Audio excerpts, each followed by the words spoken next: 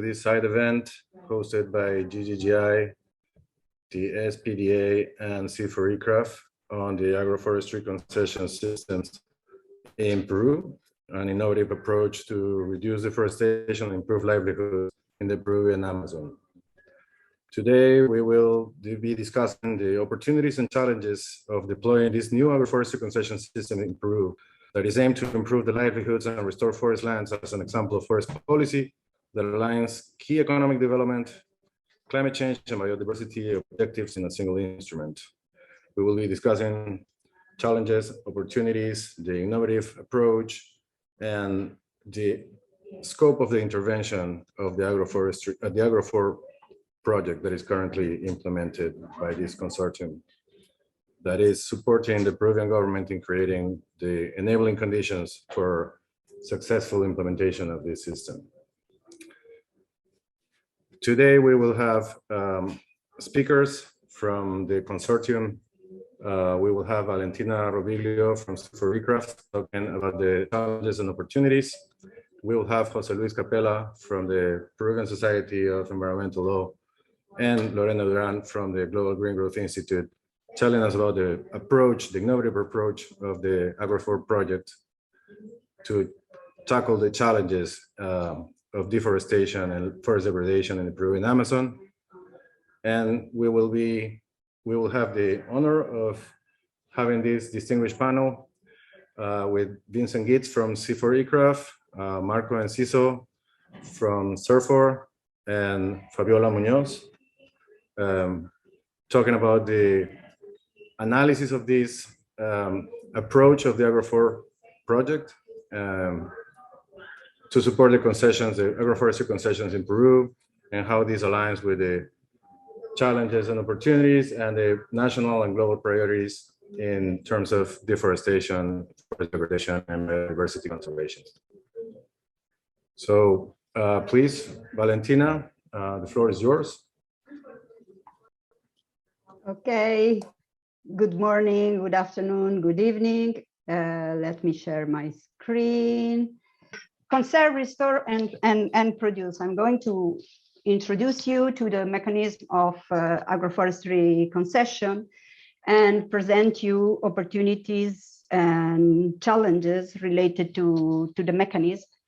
And what I'm going to present is based on results of a series of studies that we conducted at CIFOR-ICRAF since 2015, and that were then condensed in the designing of the AgroFor project that will be presented by my colleagues of the AgroFor Consortium in the next slides.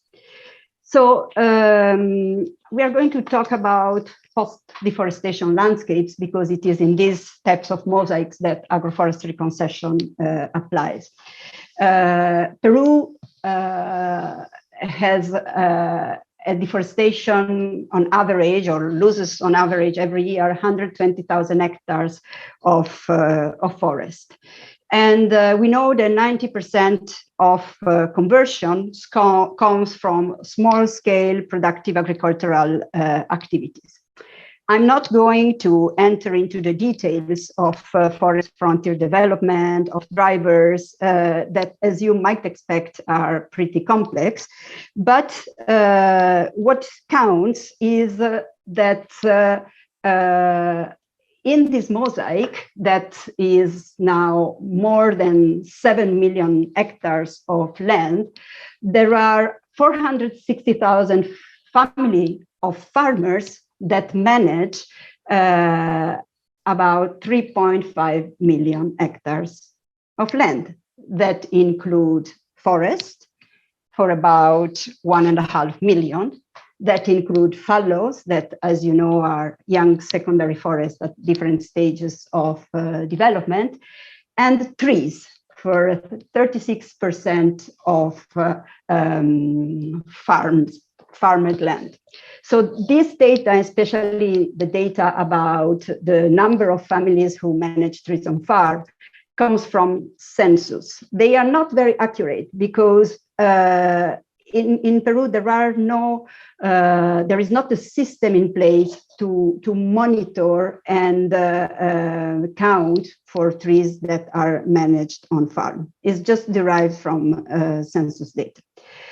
So one important element that's about land use policy and land policy in general in Peru is that legal forest land belongs to the state. And what is legal forest land? Legal forest land is the land that is classified for its main land capacity as forest. And it's a kind of zoning based on suitability that separates tracts of land and that then defines what can be done or not on the land. What is the impact of that separation into legal forest land and land that can be legally allocated to agriculture is that no tenure title can be granted on the forest land that belongs to the state. So if we go back to those 460,000 families of smallholders into this 3.5 million hectare mosaic, we can see that 120,000 of them do not hold any formal rights to manage their land or to manage their trees. We know that this is not unique to Peru. In many countries, there is this issue of formalizing and regulating access rights on state forest land. What is important about the processes in Peru is that actually, in terms of agricultural forest sector and the market, there is no relevance. If farmers do hold a title or if they don't hold a title, they will still sell their coffee, they will still sell their cocoa. Where it becomes a problem is to access the forest sector, to be integrated into the forest sector. So these farmers do not have rights to manage trees and to manage land, and this is considered as a main reason for them not to engaging with the forest sector and not to value the forest and the trees that they manage. So in 2011, the Forestry and Wildlife Law of Peru introduced Agroforestry Concession as an enabling title that it granted on state forest land and that formalizes small-scale forestry activities by farmers. And this is seen as a way to include and formalize marginalized farmers while also conserving and restoring forest land. What is actually agroforestry concession? Agroforestry concession are contracts that are granted for 40 years and that are renewable and that are managed by 3 competent authorities of the forest sectors that are today attending this side event. So there is SERFOR, that is the governing body, OSINFOR, that is responsible for control and supervision, and then the regional governments that are responsible for granting, managing, and monitoring the actual implementation on the ground. How does it work? Farmers can access the contract if they meet certain requirements. They have to be settled on the land before 2011. That is when the law was approved, and it's a date that is disputable. We will see that later in the following presentation. They have to be settled in suitable forest zone categories that are suitable for the granting of this type of title, be clear for civil and legal responsibilities, and they have to commit to conserve forests, to establish and manage agroforestry system in the long term, implement soil and water conservation practices, and also pay for logging rights in case they are going to log.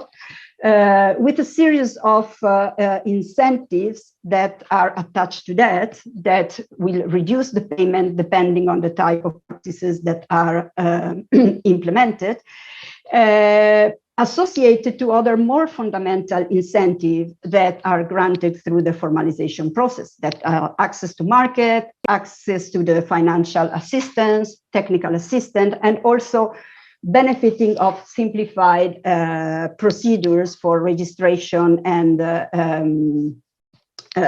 processes to harvest and manage timber in their different land use units. It's also important because agroforestry concession will be then recognized as a guarantee for mortgage. But how does that function on the ground? So if we consider that this is a generic farm of a smallholder in the Amazon, in this case would be an example of the lower Amazon, we know that farmers are managing different land use units and different production systems. What we can see here is primary forest remnants, we can see fallow, we can see permanent crops, we can see annual crops, and we can see pastures. Of course, this composition will vary by from the lower Amazon to the upper Amazon, depending on farmers' profile, their different diversification level, their management capacity, but it's a kind of a archetypic model of a diversified smallholder farmer. So the agroforestry concession mechanism will intervene on reducing the conversion of forest into agricultural land. You can look at these different transitions that are presented on the right of the slide, and also change the way in which once change, let's say, the post-deforestation dynamics in the land use mosaic. So the transition from annual crops to fallow, from annual crops to agroforestry or to pasture or to and the objective is actually to maximize the restoration potential of this transition and generate a mosaic that can effectively contribute to a healthier ecosystem and improved livelihoods from farmers. As we can see, there are multiple options for farmers to intervene. It can be small-scale forestry, it can be agroforestry, it can be plantation. But we know that there are, and this is certainly good news, but we know that there are challenges, institutional challenges to understand how to implement these practices at a large scale. And this is very important when we look at the elements of success of agroforestry concession. That are basically two elements. One is the number of beneficiaries, and the second is the potential in terms of forest conservation, restored land, and mitigation. So we mentioned that there are 120,000 families who could benefit of agroforestry concession. But we know that these farmers are very different. The majority of them are small-scale farmers with different farms dimension across the upper and lowland jungles, and a minority of medium-scale, more capitalized farmers. We're managing bigger areas. The livelihood strategies and capacity to diversify, integration into the market, integration into farmers' organization and association varies across the region, but in general, there is a high level of diversification, typical of this type of actor, but with a very reduced off-farm income and also a very reduced level of membership into farmers' organization. There is a variety of crops that are managed depending on the socio-ecological context in which, and on the different landscape in which we can find these farmers. So we range from, and the majority is certainly coffee, and there is cocoa. So there are two important permanent crops, commodities, but also there are annual crops that are very important for local and regional food security, as plantain, cassava, and there is pasture land. So that calls for tailored approaches, because these different farmers managing the different crops will require a different type of trajectory to be able to comply with the agroforestry concession requirements. The second component of the success is the let's say the impact on amount of forest that can be conserved and restored, and ultimately on climate change. And by looking at the composition of the farm of the beneficiaries, still using the census data, there is 44% of the land that is about 400,000 hectares of forest that could be conserved. The rest of the land could be restored. And the rest of the land is made, again, mostly by permanent crops. So coffee and cocoa, but also, and that's very important, there are pastures and there are fallows. So we can see how this avoided deforestation component can combine with the agroforestry-based mitigation. Of course, predominantly is the avoided deforestation component that could count up to the 20% of reduction of the land use LULUCF emission. And these are estimates based on census of 2012. But it's a very significant amount of emission reduction for the country. And this is why agroforestry concessions are now at the center of the attention of the Ministry of Environment, of the design of the end measure, and it's really getting into traction. But of course, we know that it's a very complex process.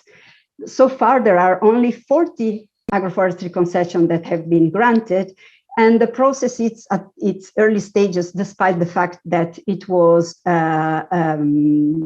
designed in 2011 and then regulated in 2017.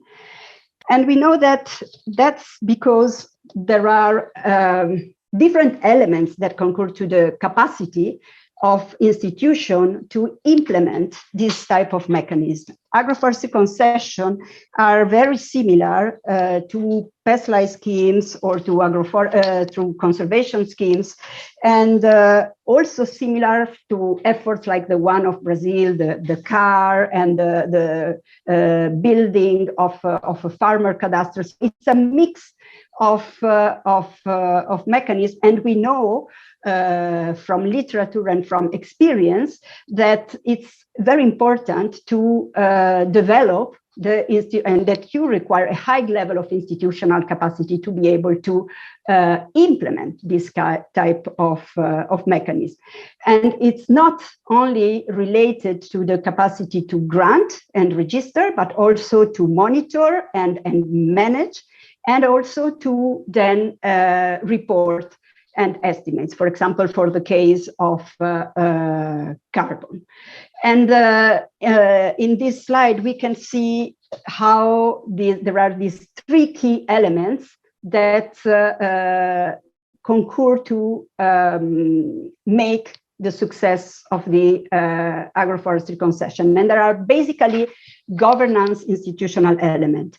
But there is another component that is important and that goes beyond the granting and the management of the scheme from an institutional perspective, and that the support that farmers requires in order to achieve the expected long-term outcome in a way that is sustainable. And that relates to capacities and capabilities, to the access to financial services and to market, and also to the capacity to benefit of incentive that might be related to ecosystem services like carbon through PS schemes or other types of offsetting, insetting scheme, but that all requires a sophisticated level of capacity, both by farmers and by institutions. And that implies that support is required. So, to conclude, here in the picture, you can see two of the 40 farmers that have been so far granted agroforestry concession. And there is still a long way to go. As we have described, the process is very, very complex. There are lessons learned we can benefit of, and it's important to consider that the fact that we are at an early stage, and so we can still influence the process of designing of the implementation of the mechanism. What is particularly challenging, but that is also the opportunity of the mechanism, is this combination between forest conservation, restoration, sustainable production, and livelihoods improvement that requires a vision that goes well beyond the simple regulation and requires a more programmatic approach to be implemented across governance levels and institutions, and also across sectors. And I think today we will be able to explore these challenges and opportunities through the presentation of my colleagues. And thank you. Coming up is Jose Luis Capella from the Peruvian Society of Environmental Law. Jose Luis, the floor is yours. Hi, thank you for the presentation, Valentina, and I'm going to try to follow on that presentation and explain what is the approach of our consortium regarding this big challenge of implementing agroforestry concessions in Peru. There are called in Peru in national law cesiones en uso agroforestales. That's the main thing, because you can in the translation you can lose some of the challenge that it's mainly thinking about the gaps that Valentina told us. You need to address that this is something that is in the law, in the 29763 law, our forestry law, since 2011, but enforced since 2015. But the gaps and the problems to implement this particular formalization tool are blocking the implementation or the granting of more agroforestry concessions. So this approach that I'm going to explain regards mainly changing some of the regulatory and institutional framework in order to get this tool in a better place to be granted to more people in a good way, with benefits for the farmers, the family farmers, and also with benefits to the forest and the conservation of the tropical forest in Peru.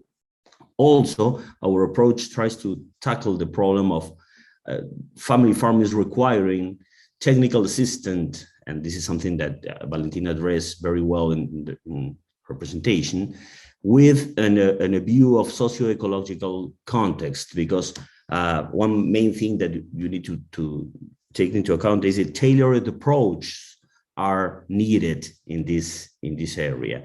And also very important, incentives and mechanisms to have ensure the sustainability of this tool are needed. So you can tell from this part of the presentation that why we are in one way Peruvian Society for Environmental Law, that is more focused on political and regulatory issues, ICRAF, that is more focused in all the technical and tailored approaches for family farmers having the tools to implement agroforestry, and GGGI working in incentives and financial mechanisms.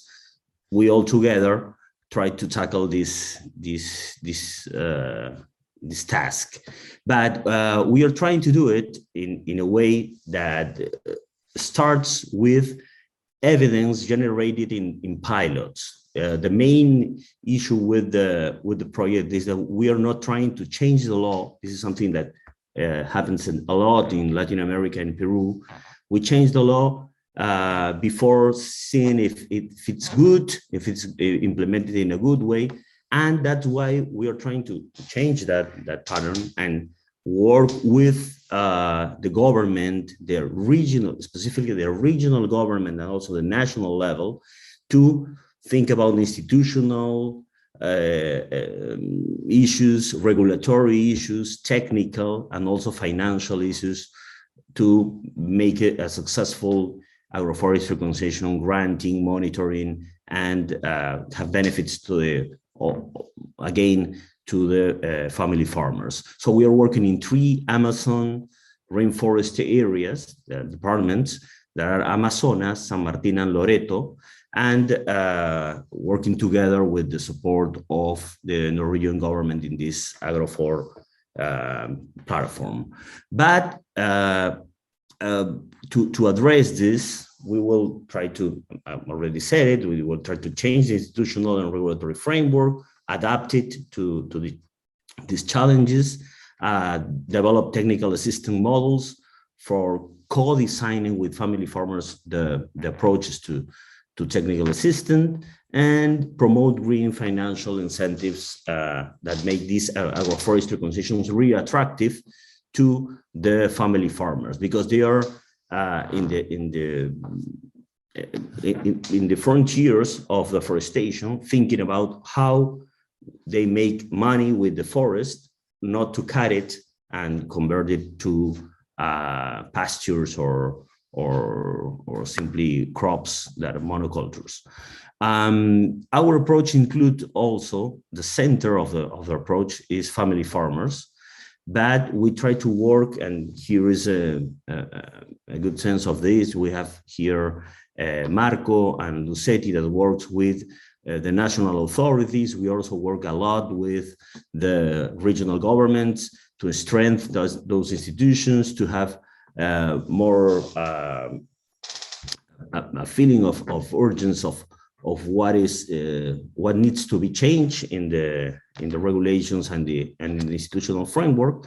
But also we are trying to promote working with some institutions that are not working a lot with forestry issues in the past, like Midagri or the regional agriculture directions that are in charge of giving these family farmers technical attention, but mainly center on typical or business as usual agriculture. So we are trying to change that, and that's a huge task, but we have been partnering with the national and regional institutions in charge of this. We have here the Ministry of Agriculture, the Ministry of Environment that, as has been said, prioritize these with the NDCs from use of the forestry sector.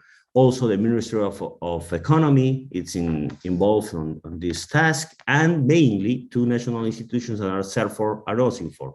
That it's the one that is the prior forest service in charge of agroforestry in all the country, and OSINFOR is the monitoring institution, and we have Lucetty and Marco that will tell you more about that in the panel.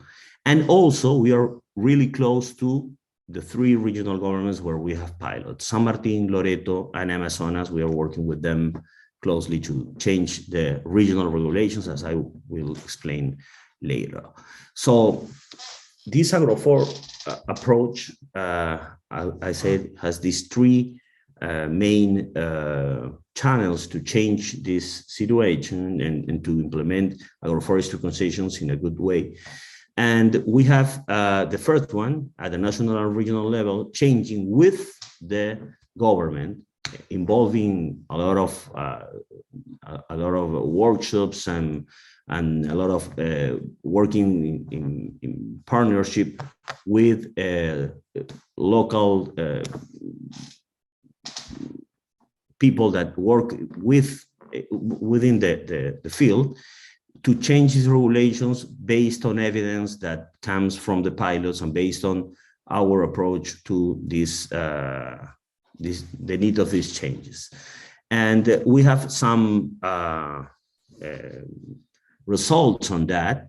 We have already the first regional guideline for the granting of monitoring and monitoring ACs in San Martin that was approved a few months ago. We have also a good scope of what are the other needs by the national authorities to change the needs to regulatory changes. That those are the main important issues to be addressed, like thinking about how this granting of rights, this granting of tenure can have more people involved, because this is a formalization tool, but also how to not make an incentive to more deforestation. So this is something that we are working with the national and regional levels.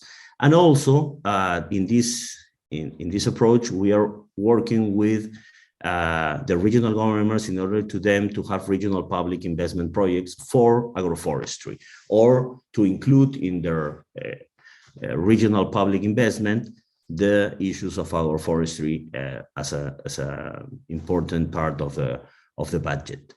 So the other approach has also some results involved that are working with the local partners to develop technical assistance models based on evidence and assistance to create these technical assistance approaches, or develop technical assistance approaches tailored to the needs of our family farmers that are working with. We are piloting of digital technologies. That's something really important. We are trying to get into this solution, a lot of innovative tools in order to have these family farmers, to give them tools to future compliance monitoring. So this is not, it will be more easy for them to get with the authority to comply with the law and report on their compliance in an easy way. That's really important in the project, and we are trying to get it from the beginning, mostly for now in San Martin, but also in Loreto as a second region that we are working with. And also, we are co-designing our forestry practices. We are on the field. This is a photograph I remember when it was taken, and we are working with the family farmers directly to have these agroforestry practices enhanced, and to learn also from them what is good for their lands, and to make the also approaches from the science and from our experience on this. Also, this is involving this piloting of approaches for farm level planning and co-designing these 6 agroforestry and small scale forestry interventions models. So we are going to try to implement these models and to get it in place for this again tailored approach on what happened in the field and what we can go with assistance models. And finally, in this area, we have co-learning processes. This is very important. We are trying to go into the field and work with the family farmers in order to learn what they are doing, to try to understand it, and try to work with them or elaborate with them these approaches of technical assistance. This co-learning process will build capacity on agroforestry planning and designing through digital spatial data platforms, and we will try to implement this in the 3 areas we are piloting: Loreto, San Martin, and Amazonas. And finally, regarding the third approach of AgroFor, mainly worked by GGGI, we are studying we're making studies and research about the best practices or the best opportunities, for incentives and financial tools for specific relevant stakeholders, like engagement with public institutions that can give these relevant incentives, like SERFOR or the regional governments, or also analyze zero deforestation demand for the local or the family farmers that are mainly working with coffee or cocoa on the field. So these studies are in place and in a web page that we will send you as part of this presentation to get into these approaches and all the studies that we have made with AgroFor. I think I stop here and I give the floor to Lorena. Thank you. Well, thank you. Sorry for the technical problems, but I continue with the presentation. I'm Lorena Duran, and I'm the Public Policy Officer of GGI in the Peru program. So we work together with CIFOR-ICRAF and SPDA in this project. No, I put this slide for you because I need to understand all these actions that happen in the forest: land use change, deforestation, unusable practice, and increased carbon emissions. All these actions are occurring in the land, and the government use public policies for enfront them. No? So these policies are the guidelines that the agroforestry concessions try to help for achieve some goals in national goals and international goals too. So we can, could you put the next one, please, Jose Luis? So in this slide, you can see how the policies in Peru are.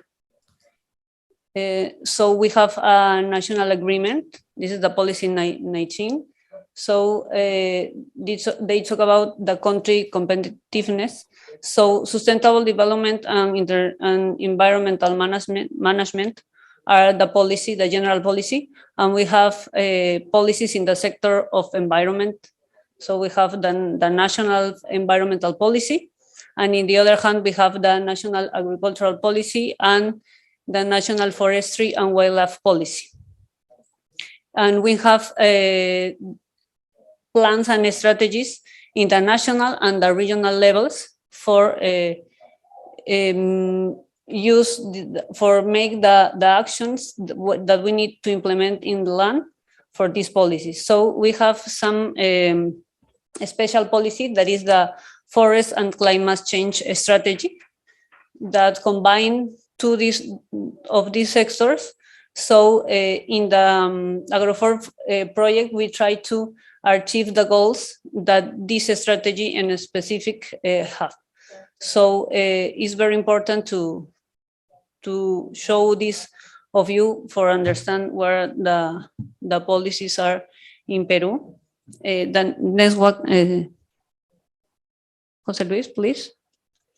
Yes, and the project too try to achieve and use all these guidelines for the sustainable forest management. that are very important, like governance, because with governance we harmonize all the mechanisms, regulations, tools, all the things the government make for have the sustainable forest management. So we need to harmonize all the things, but because it give a framework for the society to be enabled for participating in the benefits, have legal security, and all the things that the project promote. No, for example, in governance. Then we have the social inclusion. We talk about the small farmers. That is project are promote with the Agroforestry Concessions. Then we have the sustainable. Jose Luis talk about the third area we talk in the project, that is about incentives for the small farmers. So then the intersectorally, that is very important, because not only, like you see in the last slide, not only is the forest sector, you have the agricultural sector, the environmental sector. All these sectors need to work together. And we have the intercultural and gender guideline that is transversal to all these things. No? The next one, please, Jose Luis. And then we have international commitments, no, that basically in climate change, we have NDCs in LULUCF sector, no, in Peru. We have mitigation commitments and adaptation commitments. In the case of mitigation, we have we compromise to a reduction of 30% of project GHG emission by 2030. No, 20% internal resources and 10% international support. This is mitigation and adaptation, reducing current and future damage, no, alteration and losses on population and their neighborhood. There are many actions for this adaptation, and in the AgroFor forest we have not only mitigation but adaptation too. And in the graphic you can see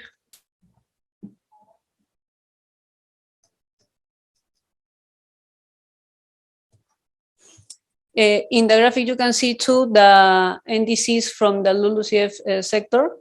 In these are 6. We have 6 of them. There are 8, but we have 6 because the 6 are dependent of SERFOR, that is the National Authority of Forestry and Wildlife. So, like as you can see there, agroforestry systems is one of the NDCs of LULUCF sector in Peru. So when we implement this project, AgroFor, we are contribute to this commitment of develop agroforestry systems in Peru. Next, Jose Luis. And we have another commitment that is very important and not implemented in Peru now. That is the joint declaration of intent. No, this is a declaration that with Peru, Germany, and Norway, and seeks to strengthen the implementation of the Convention of Climate Change and the National Strategy of Forest and Climate Change that I talked to you before, for mitigate climate change, reduce forest loss, and contribute to Peru's sustainable development. No? So we have this commitment with these 2 partners, that is Germany and Norway. Next one, Jose Luis, please.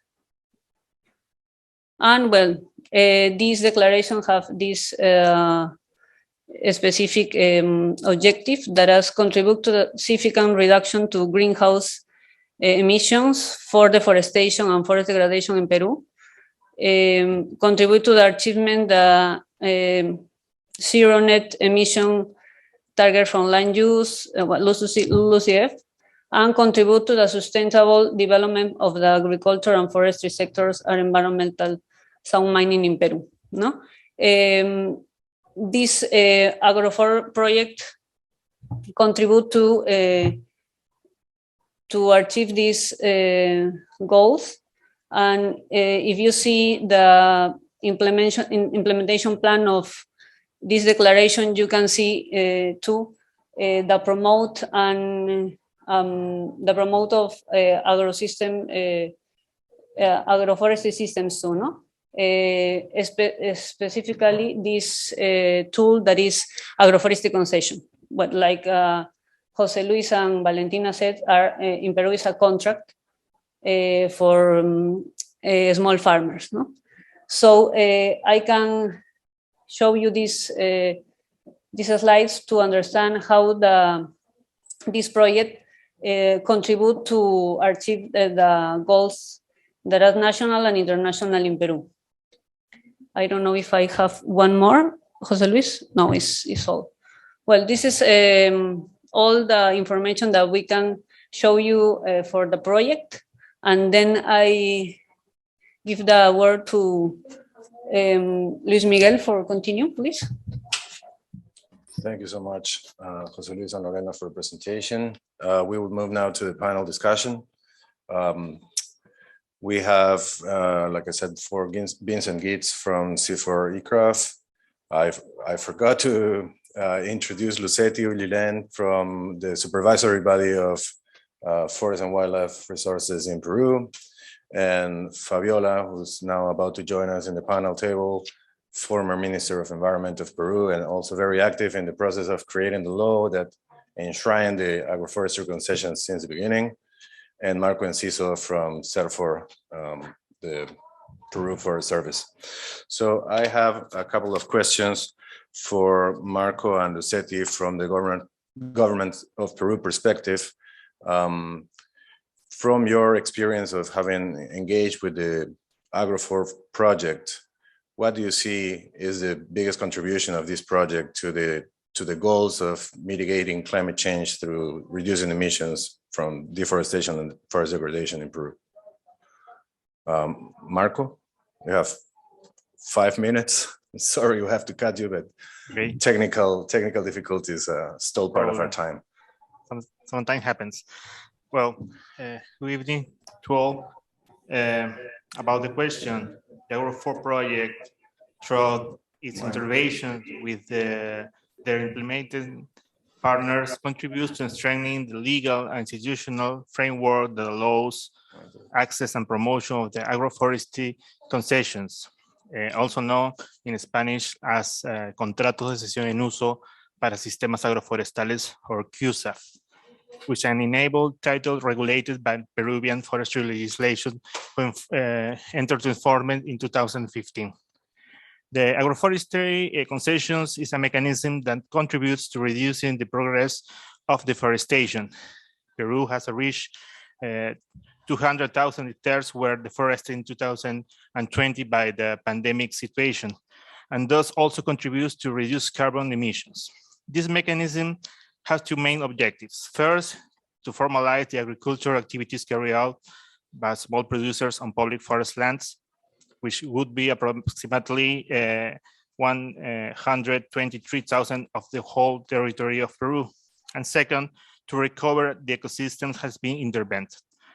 In this context, SERFOR, as a Peruvian National Authority on Forests, together with AgroFor Project, works in 3 lines of interventions, which are the first, institutional and regulatory strengthening of the agroforestry concessions in order to facilitate access and the process of granting this enabled title, where it is essential to provide operational support to regional forestry authorities in the process of granting and promotion. The regional authorities are in the field to grant this tool. Currently, with the project, we are working with the regional government of departments of Amazonas, San Martin, and Loreto to improve their regional regulations and strengthen their management capacities. Regarding capacity building, I would like to comment that in the case of producers, the aim is to develop capacities to improve productivity. In the case of regional forestry authorities, support is required in the granting process and in the development of public investment projects to grant and provide sustainability to the agroforestry contracts. The second line, field pilots, which generate relevant information for decision-making on agroforestry concessions. Methodologies for prioritizing areas, collecting social, environmental, and economic information, measuring carbon, and other one. And information to support the regulatory improvements that necessary for access and promotion of the agroforestry concessions. Regarding the pilot projects, I would like to emphasize that the information generated contributes significantly to the constant improvement of the agroforestry systems scheme, and is very important since within the 8 mitigation measures for the LULUCF sector. SERFOR is in charge of 6 of them, and which is the NDC agroforestry system SAF, which in a sense seeks the formalization and promotion of sustainable practice for small-scale agriculture in the Amazon through the effective implementation for the agroforest concession mechanism, and taking into account that Peru has increased in ambition and proposed to reduce 40% of its projected greenhouse gas emissions by 2030. The NDC SIF measure is a great opportunity to achieve the new proposed goals, in addition to contribute synergistically to other global commitments, like adaptation, biodiversity conservation, and other ones. And the third line, sustainability, focus on the identification of incentives and public and private budgets to allow producers to maintain their agroforestry concessions, carry out their activities in the medium and long term, and thus improve their quality of life. Regarding this last point, it should be noted that the intention of the development of these activities of access to financing and markets should be concluded in the implementation of case or pilots, because with these actions, we facilitate the stability and permanence of the enable title, since the producers sign a contract in which they assume, among others, the following commitments. First, respect the remained forests, 2, install forest species in the production systems, and third, carry out soil conservation practice and water sources and streams. Finally, the implementation of the AgroFor project as a complement and technical support for the National Peruvian Authority of Forests contribute with the 3 lines of intervention to reduce deforestation of public forest lands, in addition to reduce carbon emissions from forest loss. Thank you. Now we give the floor to Lucetty to answer the same question about the contribution of this AgroFor model to Peru's pledges to reduce emissions from deforestation and forest degradation. Lucetty, the floor. Bien, reciban saludos cordiales a todos los que están participando en este importante evento, y a su vez comentar qué cosa es lo que nosotros estamos haciendo en este trabajo dentro del proyecto que estamos desarrollando en el marco de la nueva ley forestal y de fauna silvestre que entró en vigencia el 2015, y uno de sus fines era formalizar a los pequeños productores, otorgando derechos mediante los contratos de cesión en uso por sistemas agroforestales. Desde esa fecha hasta este momento viene siendo un desafío para nuestro país lograr cómo formalizamos a los pequeños productores que conducen sus parcelas en la Amazonía con prácticas agroforestales. Para el Estado es una gran oportunidad y resulta valioso el trabajo de contar con el consorcio del Instituto Global de Crecimiento Verde, así como también con el Centro Internacional de Investigación en Agroforestería, así como también con la Sociedad Peruana de Derecho Ambiental. Este conjunto de instituciones que se hayan unido para implementar el proyecto denominado AgroFor su experiencia va a resultar valiosa por la asistencia técnica y el acompañamiento que van a realizar en el proceso.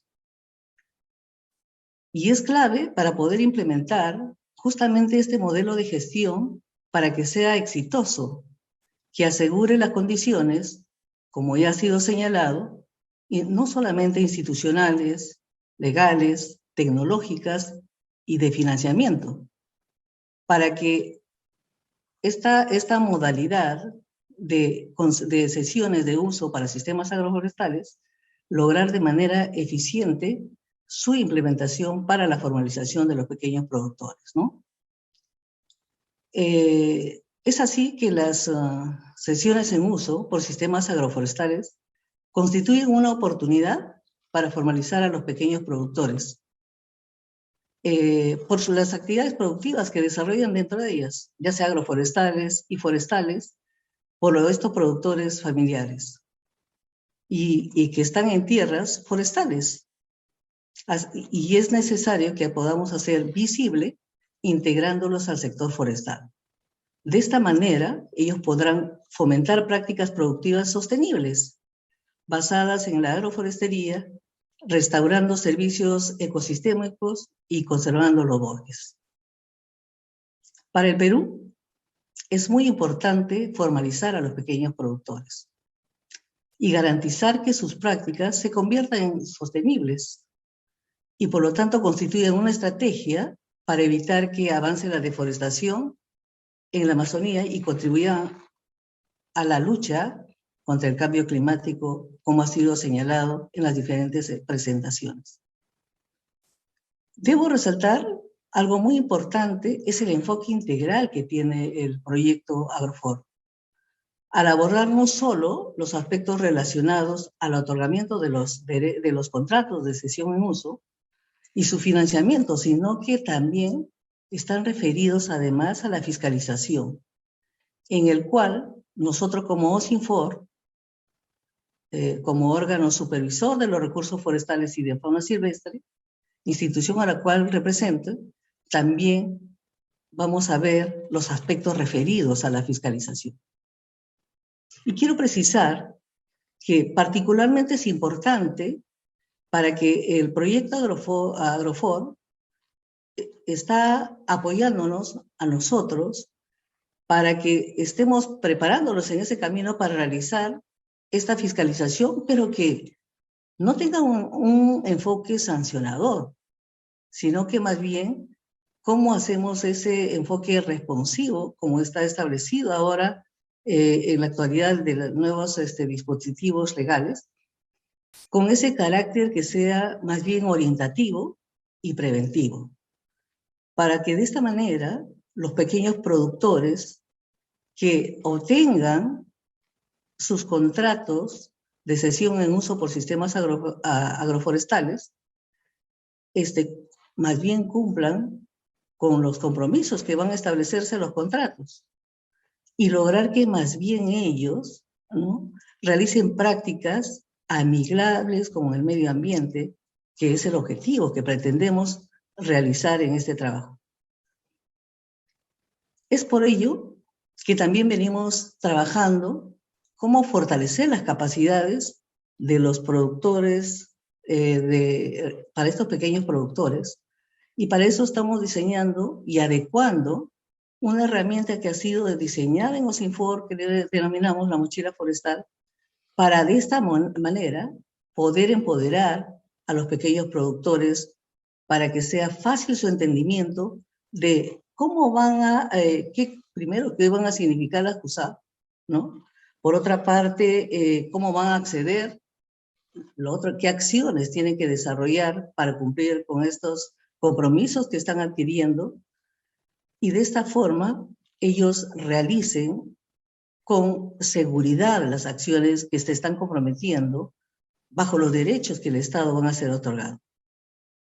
Este trabajo en conjunto, integral, que queremos desarrollar entre esta alianza entre la cooperación técnica internacional, las organizaciones civiles, nosotros como Estado, tanto SERFOR, OSINFOR, los propios gobiernos regionales, así como también los propios actores, nos va a permitir mejorar las condiciones para que este modelo de formalización por los pequeños productores, mediante la cesión en uso en sistemas agroforestales, tengan una implementación plena, funcione y sea exitoso, que es el reto y el compromiso que tenemos entre todos, acorde a la ley forestal y de fauna silvestre.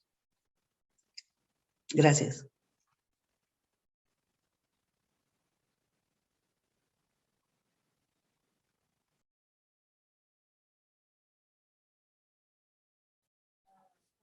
Thank you.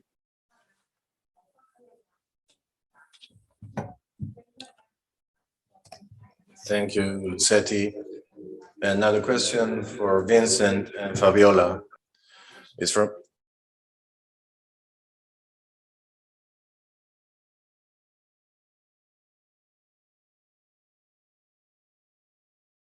forest degradation. Yes. Is it 1, 2, 1, 2? Okay. Yes, Thank you, Luis Miguel.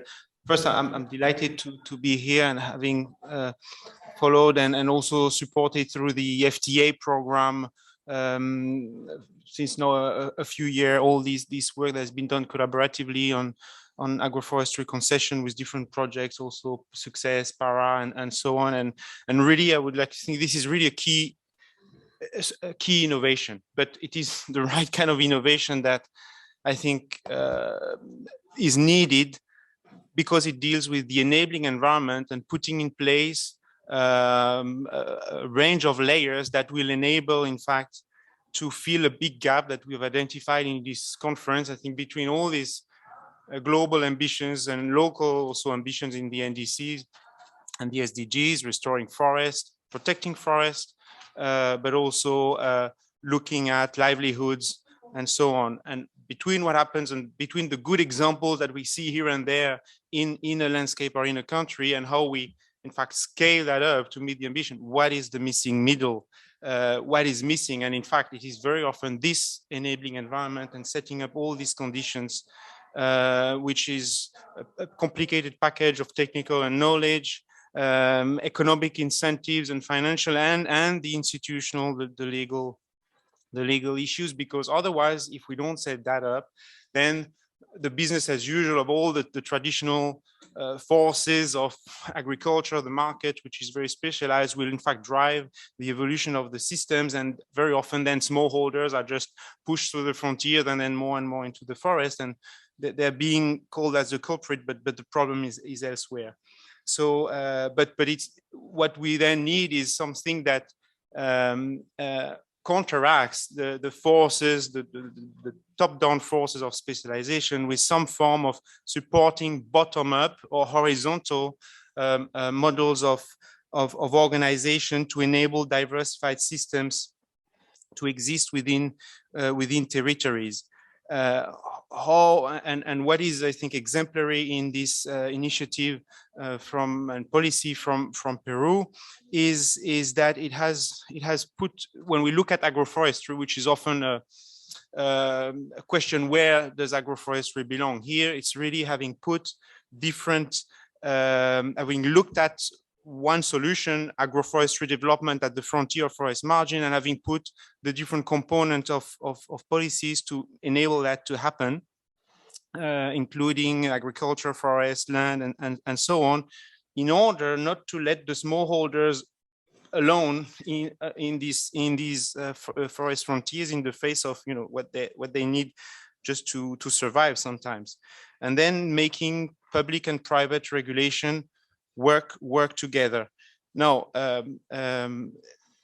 what is really, it's a project, AgroFor is a project, but in fact, what's really needed is to look at the policy and implementing the policy in the regions and going beyond the project level. And some of the speakers have mentioned all the challenging. It's very challenging because you need not only to set the framework, but then you need really to accompany the farmers. The farmer is not interested about so many additional regulations or rules and so on. They want to see what's going to support them to implement or to make these changes through time. That's why it's so important, the issue of technical assistance, but co-constructed technical assistance. I think that's the innovation that is there, knowledge exchanges, because very often the knowledge about this agroforestry system, in fact, is getting lost or is not getting enough exchange. And this is also where this model in Peru, I think, is an innovation for the world. I think there is really, from a global perspective, we inserted this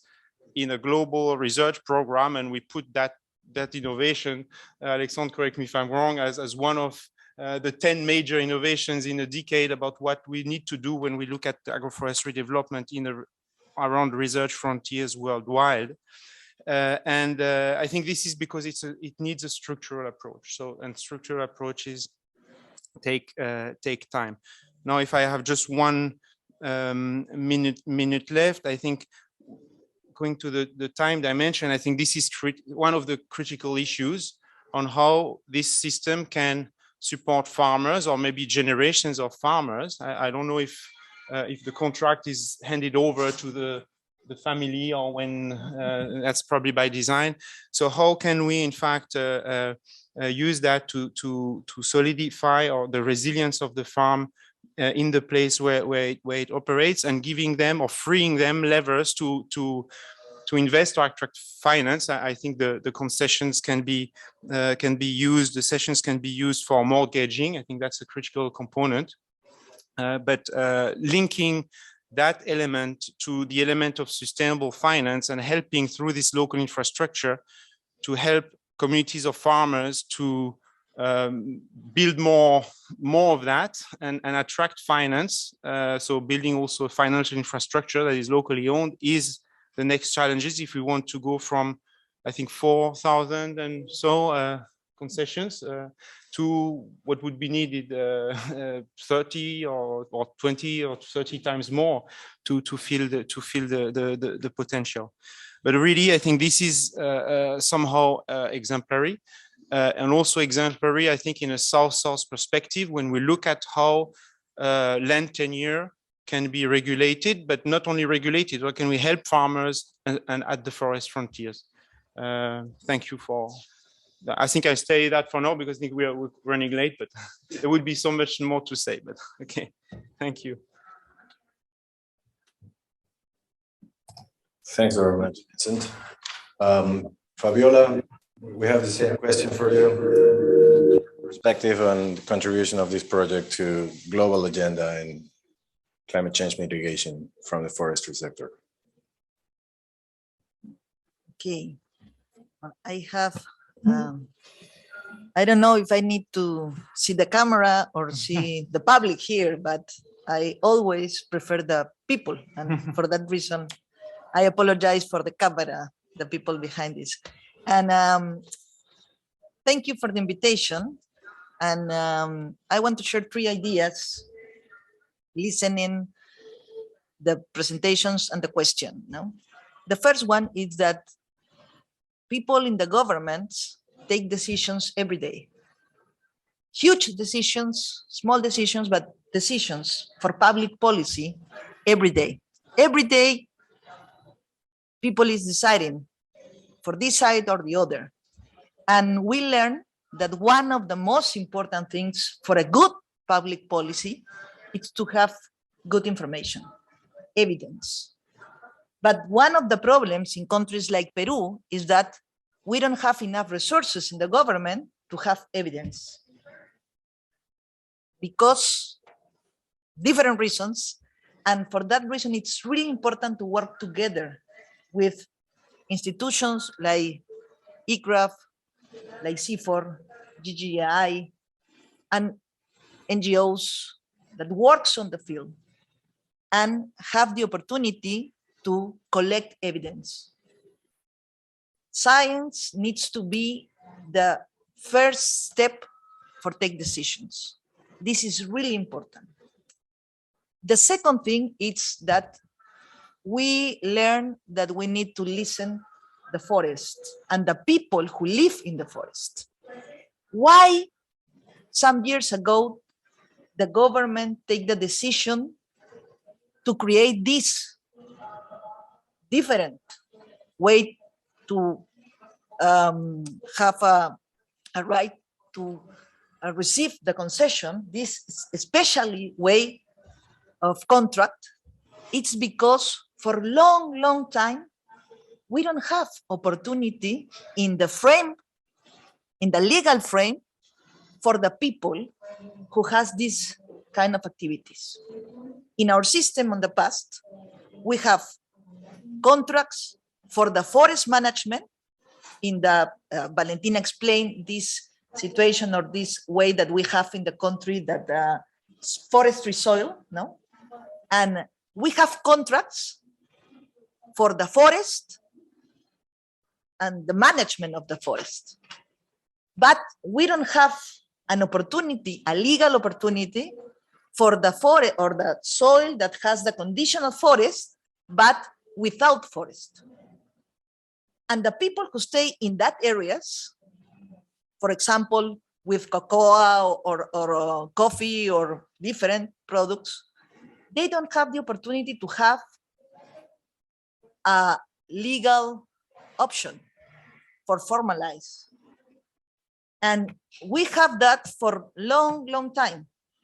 But we discover that we need to listen to people and need to work together. And because it's a real situation and we have more than 500 million people working in coffee and cocoa, and it's a huge number of people that needs to have a real way or a formal way to manage the land, we create this option. It's only because we listen to people. And the third thing is that there's not an easy way to implement policies, but the best way is working together. Lorena mentioned that it's really important, the coordination, and public policy is very complex. It's not easy. Go to the field and develop capacities for the people. Technical capacities, it's not easy. But if we work together, learning each one and the others with the indigenous, for example, with the small producers, with the people who work in the regional governments and in the national governments, and others for other countries, for other spaces, it's really important to work together. This is one of the most important examples that we have in the country that are really facing the challenge of climate change because they are working together. An institution like SERFOR, that is the national authority, needs to make decisions, and OSINFOR too. And each decision, it's going to probably help us to be more effective, to protect the forest, to maintain the forest. Because the real risk that we have, the real challenge is deforestation. Deforestation is an economic decision. People change the land of the use of the land because they feel that forest is not really enough for the income that they need. Forest not provided the resources that they need for their families, for health, for education, for the livelihood that they need. And we need to work with them with the management, integral management of the land. And this is the project. AgroFor understand that and take decisions to go to the field, work with the people, learn, and then work with the authority. And like Marco mentioned, it's really important, this kind of connection that the authority has, national level, regional level, working together with the civil society, based on the science, on the information. And now this is one of the most important pieces of this puzzle, working together with the correct information to take good decisions. This is probably the recipe for have good public policy. And it's the better way that we are facing the climate change. I agree. This is one of the most important innovative experience that we have And I'm so happy to stay here and share with you these comments. Thank you.